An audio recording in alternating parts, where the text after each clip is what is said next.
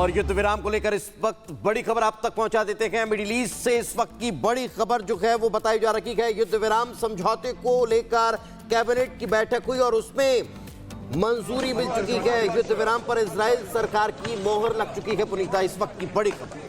बिल्कुल, देखिए ये बड़ी खबर सामने आ रही है जहां युद्ध विराम पर इजरायली सरकार की मुहर लगी है। युद्ध विराम समझौते की को लेकर जो कैबिनेट ने मंजूरी दे दी है और 7 घंटे तक सत्र में चर्चा हुई और इसके बाद युद्ध विराम के पक्ष में 24 वोट पड़े हैं। युद्ध विराम के विरोध में 8 वोट पड़े।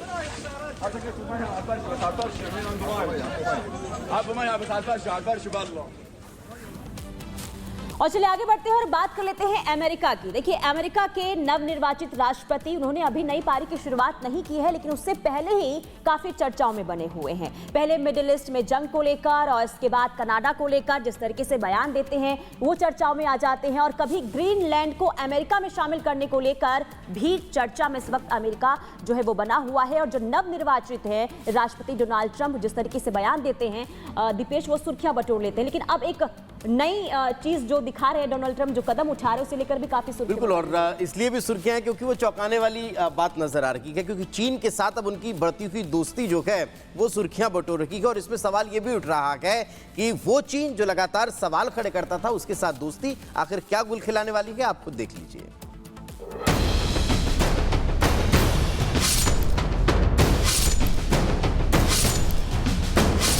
चीन और अमेरिका के बीच दुश्मनी की कई वजह रह चुकी हैं, चाहे व्यापार हो या फिर ताइवान।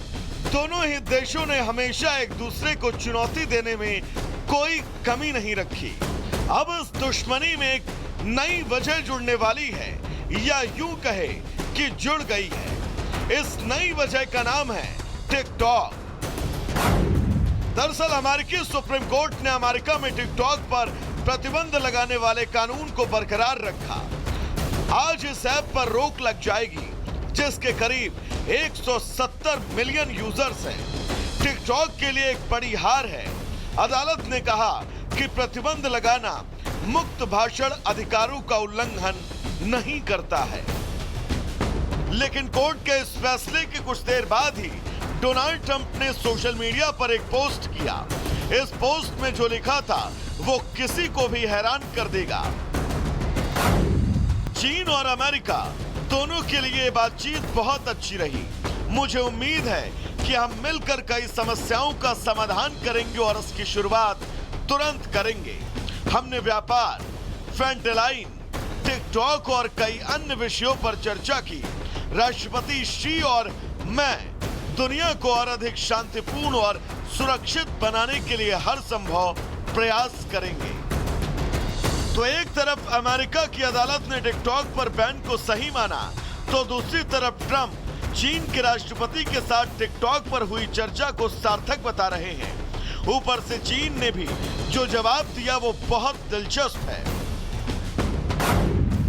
चीन की सरकारी मीडिया की रिपोर्ट बताती है कि शी जिनपिंग अमेरिका के साथ संबंधों की अच्छी शुरुआत की उम्मीद कर रहे हैं। जिनपिंग ने कहा है कि आपसी बातचीत को बहुत महत्व देते हैं और उम्मीद करते हैं कि अमेरिकी राष्ट्रपति के नए कार्यकाल में चीन अमेरिका संबंधों की अच्छी शुरुआत होगी।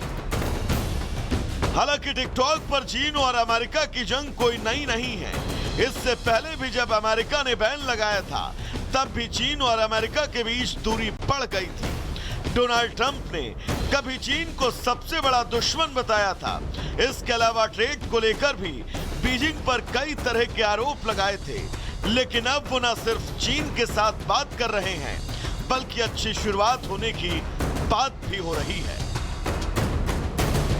Bureau report, Republic Bharat.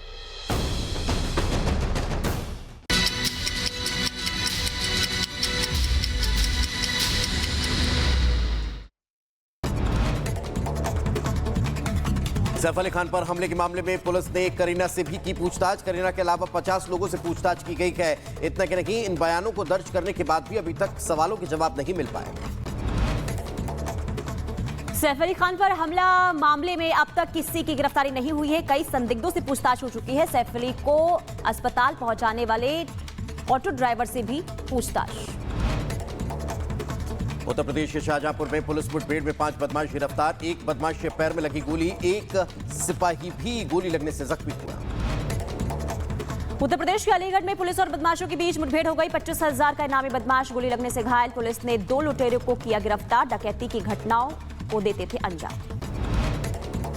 Bulandshahr में मां ने मासूम बेटे को बेरहमी से पीटा। गुस्से में महिला ने बेटे को बेरहमी से पीटा। बच्चे को पीटते हुए वीडियो सामने आया। पुणे नासिक हाईवे पर भीषण सड़क हादसा हुआ। तेज रफ्तार ट्रक ने मैक्स ऑटो को टक्कर मारी। 9 लोगों की मौत हो गई, 8 लोग गंभीर रूप से घायल। टीवी एक्टर अमन जायसवाल की सड़क हादसे में मौत हो गई है। बाइक से टक्कर मारी गई है और हादसे के बाद अब पुलिस पूरी मामले की पूछताछ में जुटी हुई है।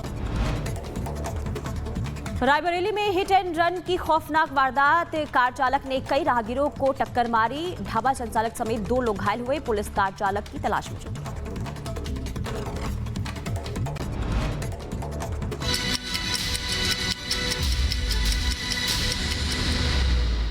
और अब बात करते हैं सैफ अली खान पर हुए हमले की मिस्ट्री की। तो सैफ अली खान पर हुए हमले की मिस्ट्री जो है वो सुलझने के बजाय और उलझती जा रही है। लगातार अब कई लोगों से सवाल जवाब हो रहे हैं, लेकिन उसके बाद भी पूछताछ में वो क्लू नहीं मिल पा रहे हैं जिससे इस पूरी मिस्ट्री का पुनीता हल जो है वो निकल कर सामने आ पाए। बिल्कुल दीपेश, देखिए करीना कपूर से भी पूछताछ हो चुकी है। 50 लोगों के बयान पुलिस दर्ज कर चुकी है, लेकिन आखिर हमलावर कौन है, हमले के पीछे का मकसद क्या था, अब तक पुलिस के हाथ इन सवालों के जवाब नहीं लगे हैं। ऐसे में कई सवाल भी उठ रहे हैं। सबसे पहले आपको रिपोर्ट के जरिए दिखाते हैं।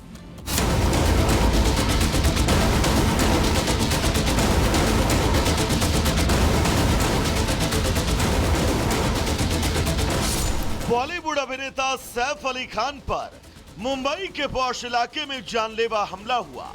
एक अनजान शख्स आधी रात को उनके घर में घुसा और चाकू से एक के बाद एक कई वार किए। इस हमले में सैफ को गंभीर चोट आई, जिनका इलाज लीलावती अस्पताल में चल रहा है और अब वो खतरे से बाहर है। हालांकि इस वारदात के 50 घंटे बीत जाने के बाद भी इसकी गुत्थी सुलझने का नाम नहीं ले रही। साथ ये पूरी घटना अब पहेली बनती जा रही है, जिसके बाद कई सवाल खड़े हो रहे हैं।